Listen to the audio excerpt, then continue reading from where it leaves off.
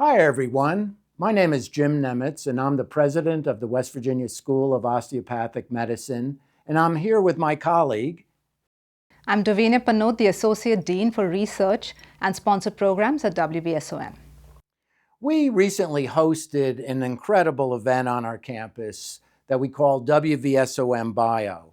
And it started off with a groundbreaking for our $35 million expansion of our research facility to offer more research opportunity for our students and faculty. But it was followed by an economic development forum. And the reason for that is when we were designing this building, we created a third floor shell because what we want to do is we want to bring and create a biotech hub here in the Greenbrier Valley. The panels were excellent with a breadth of expertise ranging from research to policy to commercialization, and they had discussions on bioscience opportunities at WVSOM in the Greenbrier Valley and the state of West Virginia. The panels were incredible. We had experts from the federal, state, and local levels talking about creating a biotech hub here in the Greenbrier Valley. So if you couldn't attend or you'd like to see the panels again, please tune in and watch them on our website. And if you have any other questions, please feel free to contact me or Dawn Smith at WVSOM. Thank you very much. Thank you. And now, ladies and gentlemen, for our next panel this morning, the West Virginia Opportunity. It is my honor to introduce Stephanie Fertig, Director of the National Institutes of Health Small Business Program, Kelsey Staggers, Business Development Manager of the West Virginia Division of Economic Development, and Ruthana Beezley, Executive Director of the Greenbrier Valley Economic Development Corporation. Stephanie, you will be the first presenter. Good morning, everyone. It's great to see everyone here today, and I'm a stander. I hope that's all right. And we had some great presentations earlier, so hopefully I'll keep that momentum going. I think this is one of the few conferences and meetings I've ever been at that are running early. Like, that never happens. So let me try to keep us in that vein and in that spirit. And today I want to talk to you about how you can support small businesses with a grant from the National Institutes of Health. I'm not going to be able to cover all the nuances of a federal program in the time I was allotted. There's hour-long webinars on that, but I'd encourage you to go take a look at our website. That's seed.nih.gov, seed like the plant, .nih.gov. It's a wealth of information, including some of the specifics for the programs that I'm going to talk about today. We use the small business program at the National Institutes of Health to really help us meet our mission, which can be encapsulated as turning discoveries into health. We're here to take those great innovations across the country and help get them into the hands of the patients, clinicians, caregivers, and researchers that need them. Now, these are congressionally mandated programs, and I love that the panel before me talked a little bit about them. So these are congressionally mandated programs. Here at the National Institutes of Health, it's about $1.4 billion specifically set aside for small businesses. We are one of the largest sources of early stage capital for life sciences in the United States. Now, there are two programs, that's Small Business Innovation Research, SBIR, and the Small Business Technology Transfer, or STTR programs. So these are two distinctive programs. They are specifically to allow small businesses to do research and development that have that potential for commercialization. Now, there are two programs, and they are two distinctive programs. The big difference between the two, SBIR permits partnering, STTR requires partnering with a nonprofit research institution, such as a university. Regardless, the award is always made to the small business, and there are some policy differences. They're on the slide, but to be perfectly honest, that is the big difference. In an STTR, you're partnering with an academic or nonprofit research institution, and that really kind of falls out some of those policy differences that you see here. So what are the benefits? Why should you come to the NIH, do the paperwork necessary, do that process? Well, we're non-dilutive capital. We're not going to make you pay it back. It's not a loan. We're not taking a piece of the company. And really, our awardees can leverage that funding, de-risk their technologies, and be able to get to the point of an investor or partner, or in some cases, the marketplace. So we're really in that early seed stage funding, thus the whole seed at .nih.gov. We've had a number of companies that have done this. I'm pointing out on our success stories page our West Virginia example. I would love to see more West Virginia examples on our success story webpage. But what you'll see there is the wide depth and breadth of the different kinds of technologies that we support. You'll see things like what you would expect from NIH, devices, drugs, biologics, software tools, research tools, virtual reality, and there's even a bike helmet. Prevents traumatic brain injury. We fund all sorts of different technologies. We have 24 different institutes and centers. I have a back table that has points of contact for each of those different 24 institutes and centers, as well as my point of contact and information about the program. But as I said, our website is the great place to get that information, and front and center you see our open funding opportunities. Now, the majority of our funding goes to what I call investigator-initiated grant applications. So these are applications where you are coming and telling us, look, I have identified a problem that's out there in the community, and I have a great solution for that problem. We have standard receipt dates throughout the year. The next one's September 5th, which is pretty much right around the corner. Not sure quite how that happened this year. The year is flying by. But we do have 3 standard receipt dates a year. So when we're talking about those solicitations, what do we mean? You're going to hear them called notice of funding opportunities, solicitations. We have a number of different names for them. But these are opportunities where you can come and apply. We have general grant omnibus solicitations. These are what we call our parent solicitations. Again, those investigator-initiated grant applications. 75% or more of the grants that we support come in through those, not through the targeted solicitations. I'd encourage you to read the program descriptions, read the information, read the NOFOs. Basically, read those notice of funding opportunities very, very carefully. I know they're long, but they have all the components you need to apply, and they have really important information about budgets and what we might be interested in. We also have targeted solicitations. If you're a new entrepreneur, we actually have a targeted solicitation, a transition grant for new entrepreneurs. So we have those targeted solicitations as well. But again, don't panic if you don't see one that matches what you're doing. That's why we have those broad open topic solicitations. This is a really complicated slide, and I know that. It's a complicated program a little bit, but why it's complicated is because it's flexible. So there's 3 different ways that you can enter the program. You can enter it as a standard phase 1, and this is a phased program, not related to clinical trials. It's an unfortunate similarity in the nomenclature. But there's a phase 1, that's a feasibility study, and then you can move on to a phase 2, more full research and development. We also have a fast track, allows you to combine the phase 1 and phase 2 into one application, and then the direct to phase 2. Regardless of how you get to that phase 2, we also have bridging programs to help get you to that commercial market, partner, or investor.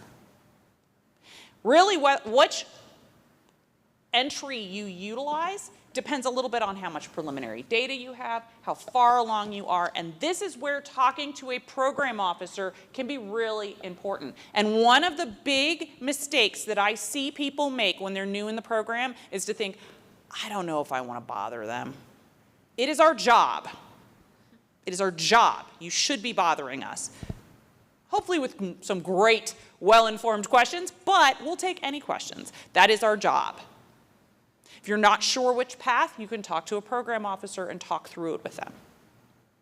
We're also flexible with regards to budget. I have been getting a couple of questions, and the people I've talked to, how much money? There, you see it there. It's a little over $300,000 for a phase 1, a little over $2 million for a phase 2, but we do have flexibility. We recognize that some topics require more funding and more money and more time.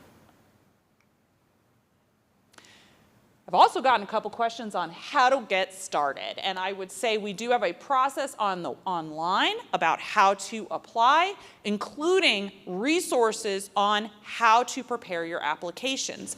Application instructions, an annotated form set, sample applications, and there are also state resources. I'm sure you're going to hear more about those as well. But I'd encourage you to take advantage of all of that, all of those application instructions and annotated form set. Look, I know the application instructions is a long document. I know, I've read it. I know how long it is. But the reason it's that long is it really does walk you step by step through the forms process.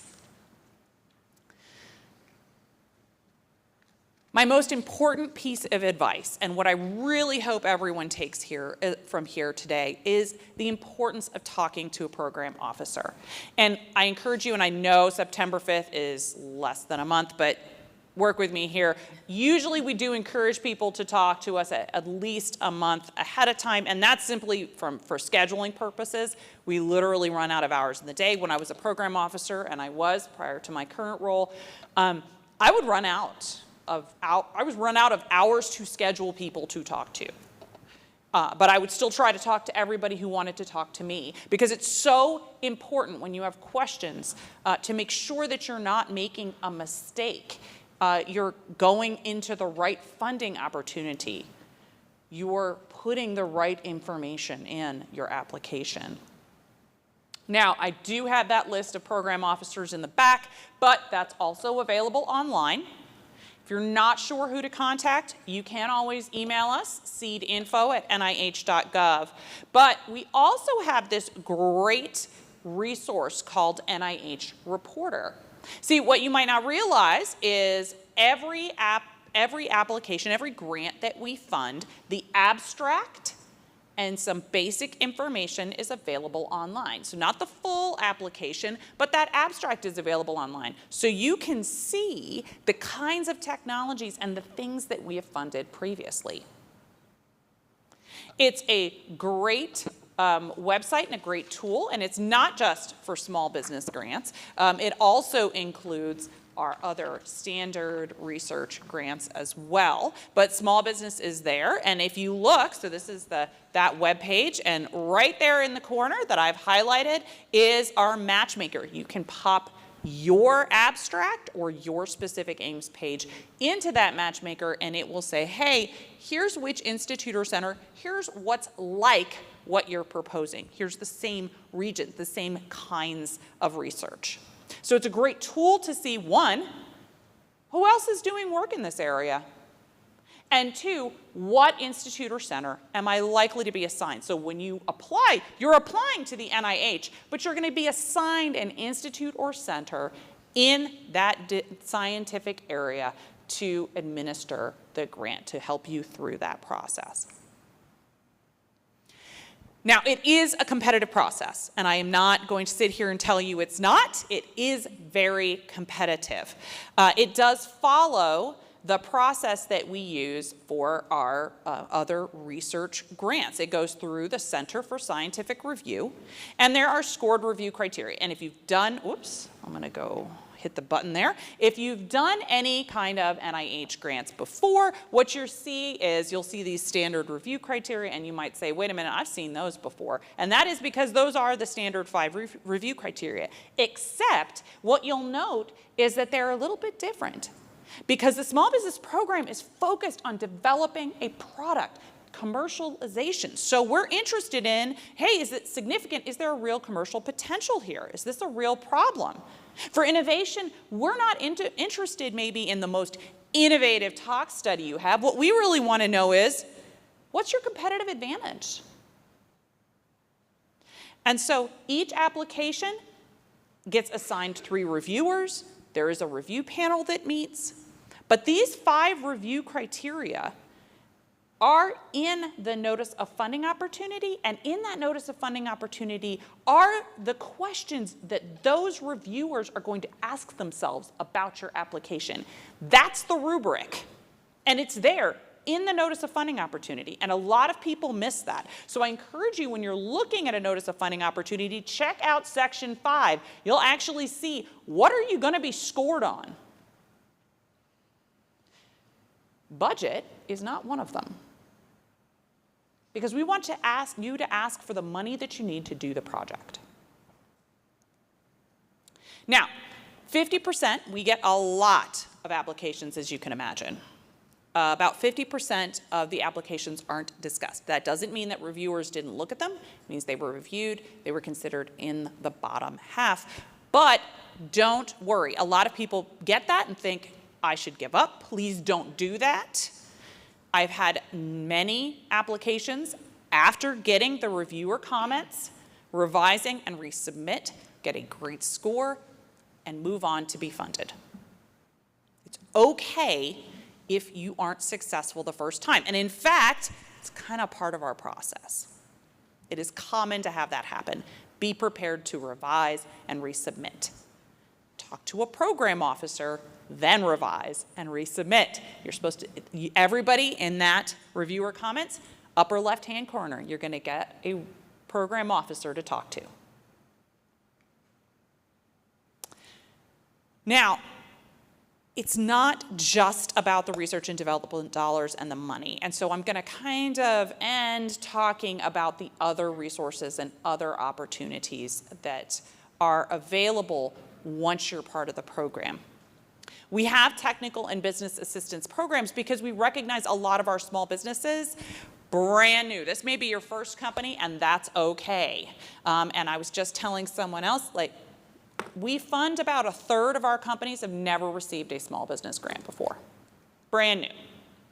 We have technical and business assistance. We have a needs assessment that assesses the commercial needs and looks and sees what are the gaps, what do you need to focus on, and helps determine what you might want to ask for in your phase 2 so that you can better make sure that you target and get the right technical and business assistance and ask for money in that phase 2, $50,000 in that phase 2 to make sure that you're moving towards commercialization.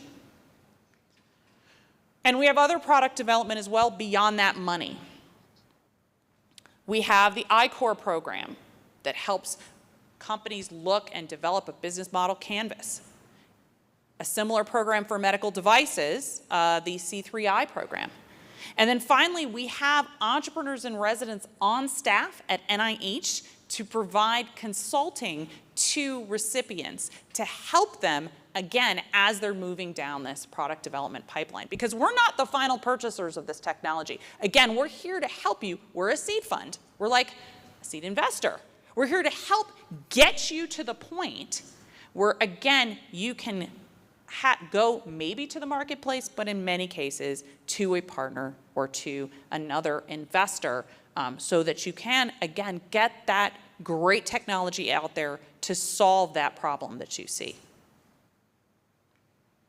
And so with that, I'm going to end and a little bit on time so we can keep these things moving. But I'd encourage you to reach out and talk with us. Again, I do have a table in the back. Please do pick up a couple of flyers if you're interested with this information. You can also see that we are online. We are on LinkedIn. Please do reach out to us. Also, you can subscribe on the webpage to our newsletter. We don't try to spam you, but we do have different opportunities, different events. You'll see information there as well. So with that, I want to thank you again for inviting me to West Virginia. It's been great, and I look forward to talking with you all.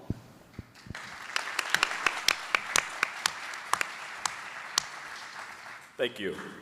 Ms. Kelsey Staggers. All right. Hello. I'm Kelsey Staggers. I am a business traction manager with the West Virginia Division of Economic Development. And I'm going to walk you through the major functions of our office today and some of the resources we have to help companies. West Virginia Economic Development is comprised of 6 primary divisions: International, Business and Industrial Development, Community Advancement and Development, the Small Business Development Center, our Office of Broadband, and our Office of Energy. What I'm going to speak mostly to today is our Business and Industrial Development section, where I sit, in our International Division.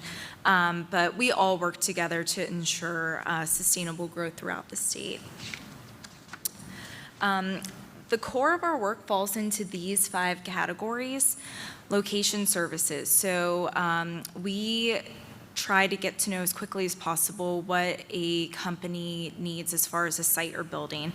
After we identify some options for them, we serve as the main point of contact for them. We connect them with utilities, service providers, and they might need a permit, and we'll help them navigate that. And then when it comes to workforce training, we have a workforce training team that helps with recruitment. If a company needs specialized curriculum to build out their talent pipeline, they can engage with the local community or technical college, and they can also help them set up a formal apprenticeship program. The workforce team in our office administers the Governor's Guaranteed Workforce Program, which I'm going to touch on in the next slide. Financial assistance, we connect companies with what they need, whether that's traditional financing like a loan or something more patient like venture capital. Again, we meet them where they're at. We also walk them through any sort of statutory tax credits that they might be eligible for. Export assistance, that sits within our international team. They help West Virginia companies take their goods outside of the United States. They provide market research. They also lead export missions to other countries, so really great program. And then lastly, lifestyle assistance, so supporting that talent relocation and integration, which is really so important to our international investments. But we like to summarize this by saying we're the liaison to the state. So we are with companies every step of the way, and there's really no ask that's too big or too small. I'll dive in now a little bit to a couple resources we have in our office specifically. The Governor's Guaranteed Workforce Training Program that provides training assistance dollars to companies. This can be up to $2,000 per employee for training. This is an open enrollment program. The funds are renewed July 1st every year. It's first come, first serve. It's very popular. It's been a great tool to help companies really develop their talent and then maximize their savings at the same time. So we get a lot of great feedback from that. I think a lot of times when people hear economic development, they immediately go to incentives, and primarily what our office does is help companies go through their tax incentives. And we do this by creating a tailored proposal. It basically summarizes a company's statutory tax credits that they are eligible for. Just one example up here, the Economic Opportunity Tax Credit. That's one that offsets corporate net income tax, and the minimum threshold there is the creation of 10 jobs. But that's just one example of a whole arsenal of tax credits that we have available to work through. And we work really closely with our sister agencies, and these are state financing partners, the West Virginia Economic Development Authority and Jobs Investment Trust. The EDA is our traditional financing arm, so they do low-interest loans for fixed assets. They have a loan insurance program, and they do industrial development bonds. And then JIT is our early stage investment vehicle. They typically look at like Series A, seed investments. They also administer our state's SSBCI funds. So that is a federal program that the goal is to create more capital access for small businesses. So again, it's all about meeting companies where they're at and understanding what their needs are. So if this isn't a good fit for a company that we're working with, we're going to connect them to someone outside of our organization. So I thought I would kind of give you a glimpse of how we start working with companies. This is specifically with a startup lens, just because so much of what we see in the life science space tends to be early stage. And so to start every project, we have them fill out a project intake form. This allows us to very quickly understand where a company is at, what their needs are. We're going to look at the company's age, their expansion plan. We also lean really heavily on our Small Business Development Center because they are really well equipped to work with companies that are, brand new. They can look at pro formas, business plans. They can really bolster and add assistance to any of those areas of weakness. So we take a really good internal review when we're working with early stage companies, and then we kind of determine what a funding path could look like for them if that's what they're looking for.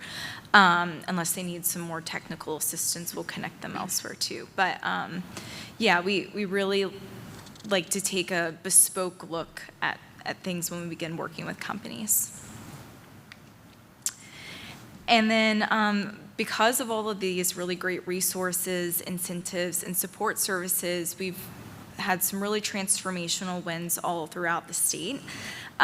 You'll recognize many of these companies up here, they're household names, but together they really represent the kind of growth and opportunity that we have here.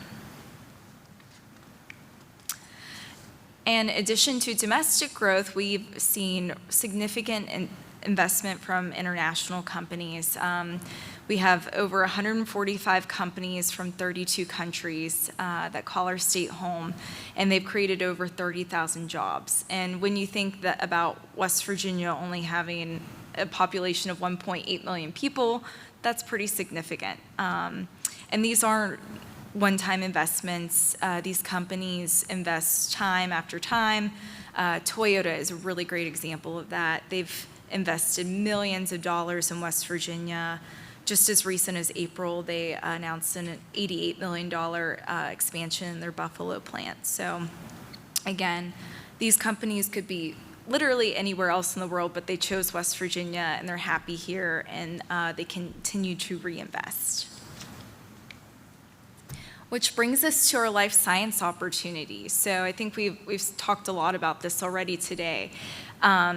That we really do have a sort of momentum right now to kind of grow and expand the life science space. And when you look at the combination of our research institutions, our medical schools, established industry, our entrepreneurship ecosystem, which includes incubators and financing partners, it really is a compelling picture as a whole versus any one of these things on their own. So we are really trying to collectively frame West Virginia as a place to grow, invest, and innovate. But I think that the best way to understand our business climate is through what's already here. And I have a couple little testimonials that I wanted to share. The first is GATC Health.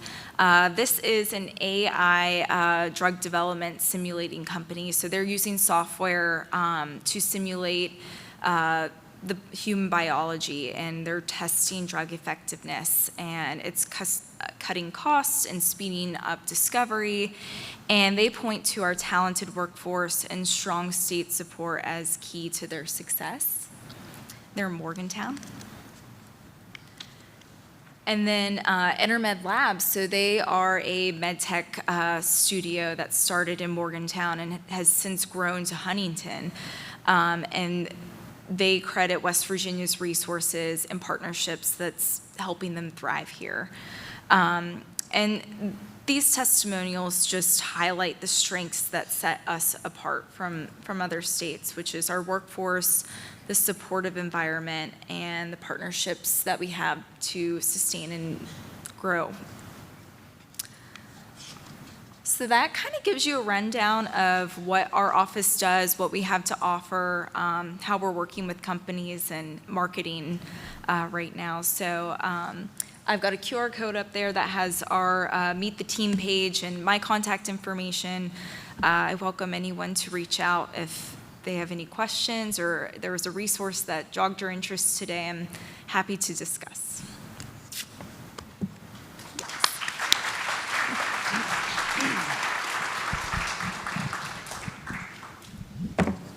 And now to finish the panel this morning, Ruthana Beezley. Hi, good morning. On behalf of the Greenbrier Valley Economic Development Corporation, let me also welcome you again to the Greenbrier Valley. I'm so grateful to be a part of today. It's really been a great morning of great leaders and just very inspiring and a testament of what's possible.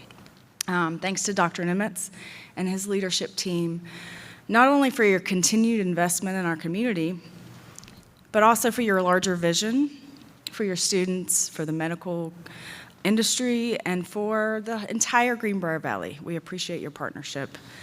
Today I'm going to probably echo a lot of what you've heard today. There seems to be some themes: opportunity and collaboration.